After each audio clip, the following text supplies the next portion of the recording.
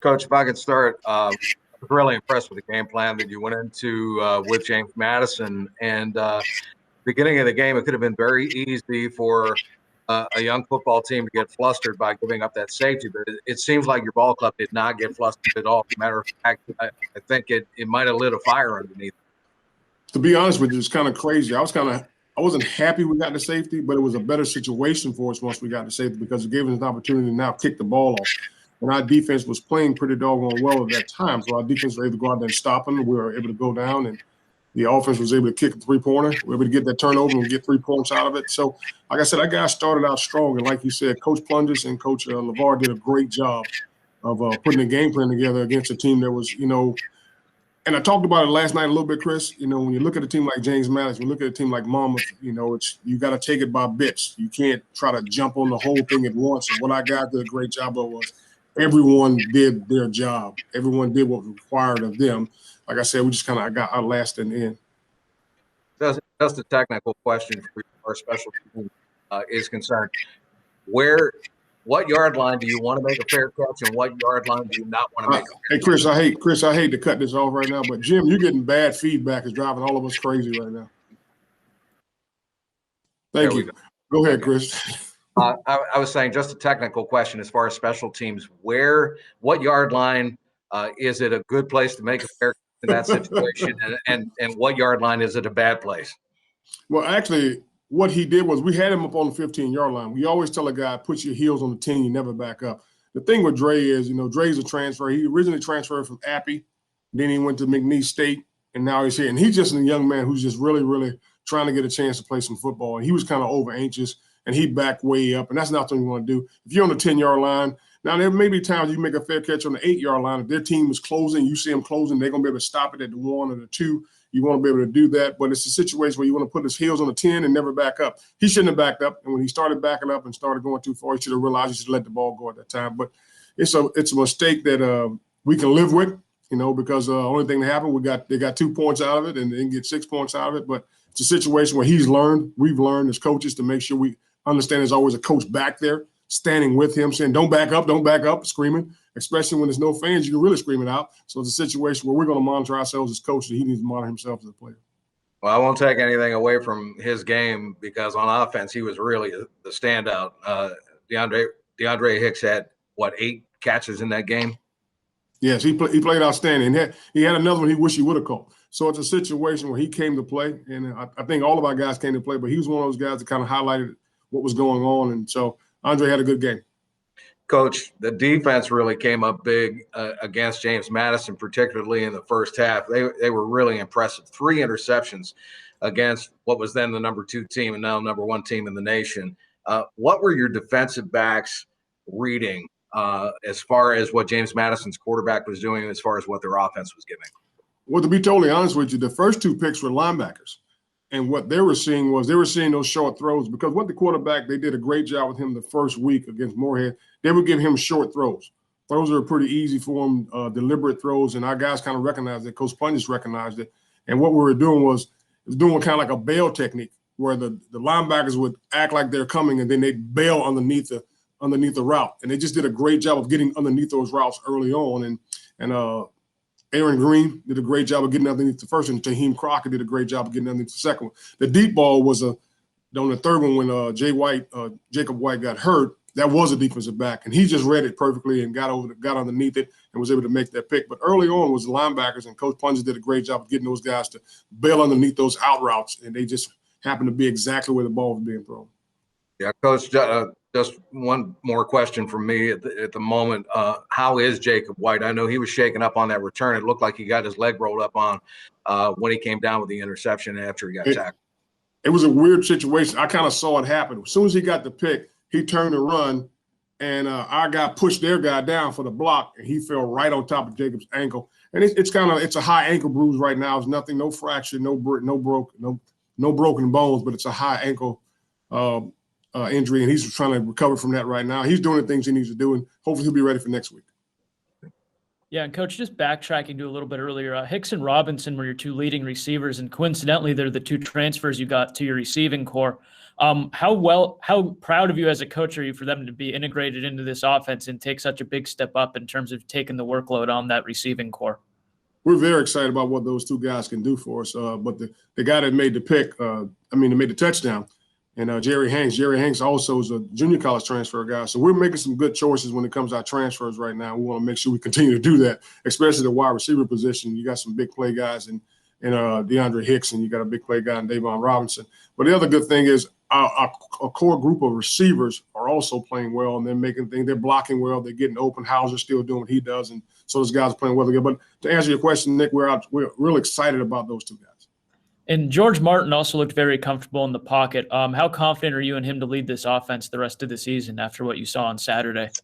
Very confident. And he knew when he made some bad throws, he knew things. George is in a position right now where he's been in this is his third year in this offense. This is his third year being coached by Coach LeVar, and they have a great connection together. He's a guy we feel like can lead us. The thing I love about George and what I noticed about him, even as when we first got here back in 2018, he never gets rattled. The guy never smiles when he does something great. He never gets mad when he does something bad. He only gets frustrated with himself every now and then. He's a very relaxed quarterback. He does a good job of being poised in the pocket. He knows the looks that we need in practice as well as the looks he's looking for in a game. So George is one of those guys who's very calm, very cool. He's a great leader of your team. He gets on guys when he needs to get on them, but for the most part, he's a very good leader of our football team. And Coach, I know talking to you a couple weeks ago, I'm sorry to bring this up, but in 2018 when you played them, you said that you felt like your team didn't compete. Aside from the second half where things kind of got away from you, how well do you think this team competed throughout the 60 minutes on Saturday? I think they did an outstanding job. We made some mistakes in the second half that cost us. I mean, there are situations where we just didn't convert on third down or so, some of those things. And like I said before, I'll take full responsibility of the momentum going over to the second half because I thought I should have punted the ball. When it was 4th and 9, I think it was 4th and 9 or something like that, I thought maybe I should have punted the ball, but I didn't feel good about downing it inside the 10 or inside the 15. George was kicking okay, but he was kicking deeper than he was short, and I just felt like it just going to the end zone and kind of put back where it originally started. So I tried to go for it on 4th and 9 because I felt like our defense had a little bit more momentum. But what I forgot was that Jay White was out. So I was thinking, okay, we got some substitutes in there. So I probably should have punted the ball. So I'll take responsibility of that. But in the second half, our guys just made a couple mistakes here and there. We started missing some tackles. They started getting worn down a little bit, missing a couple of tackles. But they played hard. Back in 2018 when we got scramped 73-7, it's a situation where our guys just didn't compete. They didn't go out. I don't think they knew they were getting into. Our guys understood the game they were going into this time. They understood it was the number 2 team in the country. They knew that this team was a good football team, but we also feel like we're a pretty good football team, and they did a great job of competing, which I'm proud of. But at the same time, everybody knows this. No coach is excited about a moral victory. But when you feel like your team is coming together and guys are playing hard, that makes you excited. And I think our guys are fighting, which is great. Coach, what was your view of Jerry Hanks' catch for the touchdown? Could you see it clearly from where you were? Or did you not see it until you saw the film?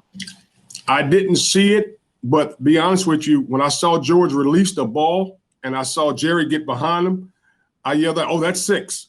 But I didn't know he was going to be a one-handed 6. I thought he just had an opportunity, but what the defender was doing a great job of, and the referees didn't see, he was grabbing Jerry's back arm pretty good. He was holding it back pretty good, but the referees couldn't see it because of the angle they were at. So Jerry did an outstanding job of getting that one hand up and cradling and bringing it in and then bringing the other hand to secure it. He did a real good job. So I thought it was 6 because I saw Jerry get behind him and I saw George see him, but I wasn't sure. Then when somebody said, was that I got on the headphones, I asked Gabe, I said, "Is that a one-handed grab?" He's like, "Yeah, Coach, it was." So it was exciting to see Jerry make that big play for us. I lost my mind when I saw it. It looked like it hit him right here. That's exactly. It hit him on the top of his hand, and he brought his other hand into security. He did a great job of getting the ball in there. Yeah, absolutely. And going off of that, I'm sure you're not going to be one to blame the refs. I know you're not like that, but there are a couple of questionable original calls, such as the interception that they originally called a touchback, the punt return where he was fanning the sun and they said he called a fair catch. How hard are calls like that when they're originally made in terms of keeping momentum going, especially the ones in the first half when you guys had them up against the wall for a little bit? Well, the thing that was weird on the fumble, when they said he fumbled the ball, I was like, Okay, but it was on the 2, so I felt like we could still punch it in. So I was okay with that. The fair catch kind of upset me because I saw what you saw, Nick. I saw him like shield his eyes from the sun. But when I go back and watch the film, I also see what the ref saw. He shielded his eyes, and then when the ball got there, he did this.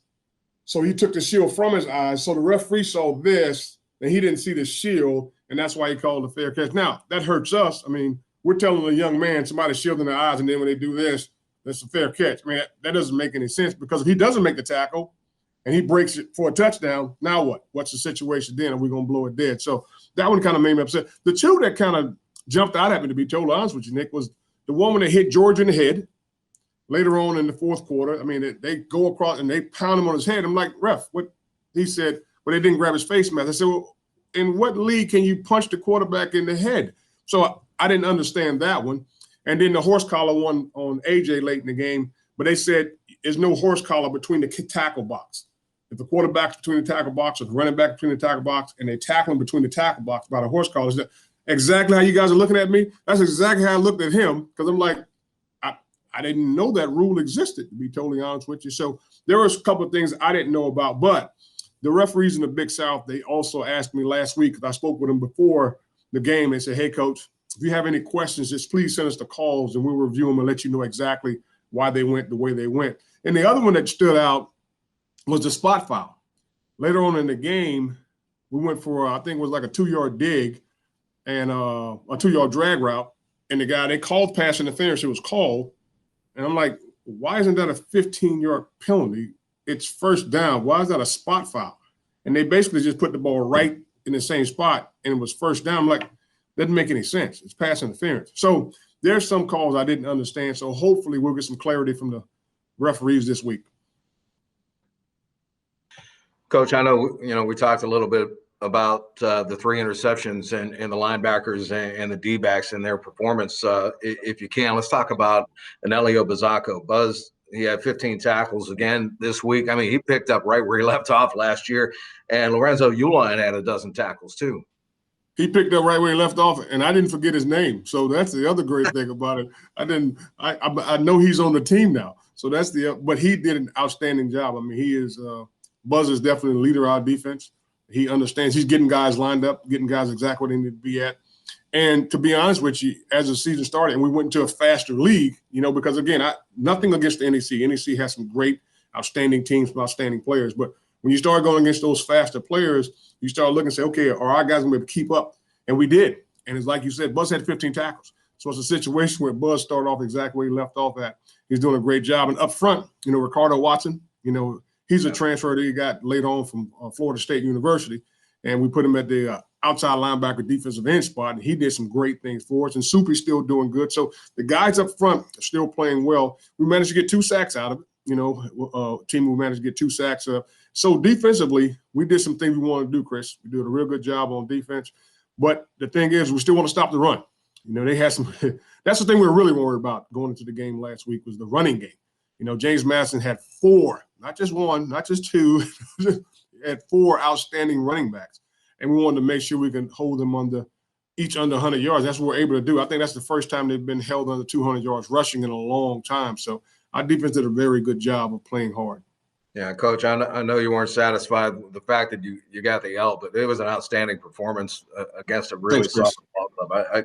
I keep going back and, thinking about what we saw last week, and it truly was outstanding. If we can turn to the week ahead, obviously you have an off week as far as a football game is concerned this week, but you got to get ready for another big ball club in Monmouth. Another club that the defending champion of the Big South Conference. It'll be the first time we've seen Monmouth in several years now. And I remember the dogfights that the guys that we were talking to last night on the alumni call were in. And I don't think I'll ever forget the first game that Robert Morris played against Monmouth. It ended on the 1-yard line, and Monmouth had the ball, and they snapped it. Clock ran out, and Robert Morris stopped them at the goal line. And nice. that started the rivalry way back then. But this is a different Monmouth ball club. This is a much bigger, much more skilled Monmouth ball club. And, I'm wondering what your take is on them and how much you've been able to look at them so far as preparation for a week and a half from now. We've taken a real good look at them. The thing that jumps out about them, when you look at their offense, and they lost their quarterback, which was and they lost their running back. Two big components, part of that. So we're not sure exactly who the quarterback's going to be, but the running back's going to be a young man who got Rookie of the Year in the Big South in 2018. So, and he's number 30. He's an outstanding player. He's going to do some good things for him. But their receiving core is unbelievable.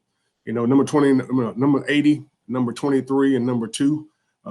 Three outstanding receivers, fast, coming back, veteran guys, and they have a veteran offensive line, and they play well together. They do a good job of playing well together. Individually, they may make some mistakes, but when it comes to double teaming, getting to the next level on blocks, they're doing a great job. You know, they got like I said, their running game was phenomenal last year, and I think the young man that played running back is now in the NFL, so you contribute that to the offensive line. So offensively, that's what we're looking for. Again, the quarterback, he may be a true freshman or he may be a sophomore. We're not sure who the quarterback's going to be, so that may be a question for him. But the components he has around him are outstanding. And defensively, their front seven, their front seven, something to be reckoned with. You know, the defensive backs are good players, but their front seven, between that, the run stoppers up front, between that defensive line and linebackers, those guys do a great job of fitting the gaps, fitting where they're supposed to be. And that's what has made them a solid team over the years is that front seven has done a great job. And like I said, that wide receiver core on offense, along with the running back, has really opened things up for them. Coach, I know, you know, this crazy year that we're going through right now, you're playing spring football and the COVID-19 thing. And last week you got ready and marched up to that first game and played the first game. Now you have a week off. Is that posing a problem as far as keeping guys, you know, mentally engaged, or, you know, the fact that you knew you were going to play a game, take a week off, play another game? You know, what's that doing to the scheduling, and what's that doing as far as prep for the next game? Well, right now, Chris, to be totally honest with you, it's good for us. And the reason I say that is because, like you said, last week we lost Jay White. Yep. So it's a high ankle sprain. So we're going to get Jay White back. Before we even started the game, and a lot of people don't know this, but I started left guard, had a tweaked hamstring. So we started a true freshman last week at left guard and the Hayden Barron. So we started a true freshman there. And then, you know, we got a contact tracing with Davon Robinson. So Davon just got back on Saturday. So it's a situation where we got to, you know, Taven Harville, you know, he's our other corner, our starting corner. He also tweaked his hamstring in the game. So it's a situation where we can get some guys back now. You know, it's good we have this off week, so we'll be able to get some guys back. But as far as us being ready mentally, I think it's a struggle. I mean, I think it's a struggle just playing in the spring anyway, because you don't have the normal workout session that you have for summertime leading up to the season. You know, we came back in January, and now our guys got to get right back at it and get back to playing. So little nagging injuries like hamstrings and things like that, they jump on you when they don't jump on you in the fall, because you got time, and the strength and conditioning coach has time to work them out in the summer and get them ready for what's going on and prepare for an entire season. Now the season jumped on you like that. As soon as you got back on January 11th, bam, you're playing in February. So it became a tough situation. We really couldn't start practice until January 27th. So we couldn't start practice until after we got here. So it was kind of, they were with the strength and conditioning coach, but really didn't have the time they needed. So that's probably the biggest concern right now, is making sure our guys stay healthy, and not only stay healthy for now, but stay healthy for the fall.